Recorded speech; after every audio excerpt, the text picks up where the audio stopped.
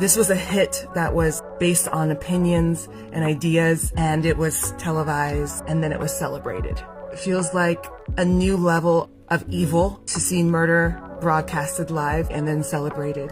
You know, even with Melissa Hortman, when she was murdered, you didn't see celebrations.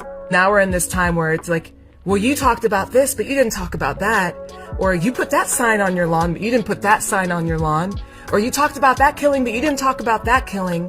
It's this competition. People are burned out. They know that no matter what they say, it's going to be policed. No matter what you say, someone's going to have an issue with how you express your compassion or your anger.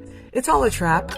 People are just like, you know, we're done. I don't want to post. You're, of course, going to post about the things that are in your wheelhouse, the things you continually see, the things you feel, the things you agree with.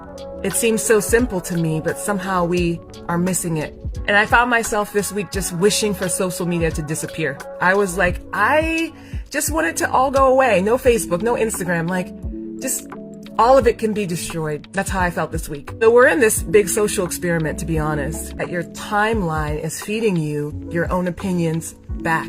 Your own timeline is an echo chamber.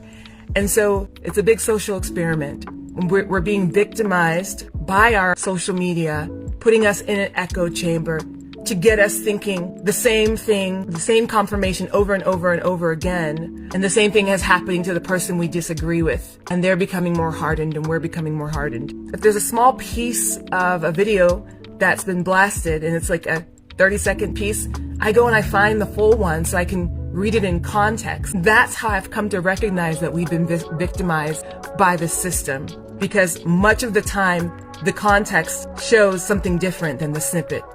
As a 40-year-old black woman, I can expect that a 75-year-old white male is going to see the world the exact same way I do. We've had different upbringings. We've had different experiences. We hear about different things. Opinions are not the most important thing. They're just not. And I'm going to continue using social media as a redemptive space to understand the social experiment that is actually being performed on us in this social media world. And you have an active decision whether you're going to be a victim of that experiment or whether you're going to break free from it. I choose to break free from it. And there are people who are never going to hear, and there are people who are never going to change, and that's not my business. And I know it gets harder and harder, but continue to be a force of peace in your sphere and acknowledge that a lot of what's happening is because it's designed to happen. So break free from that matrix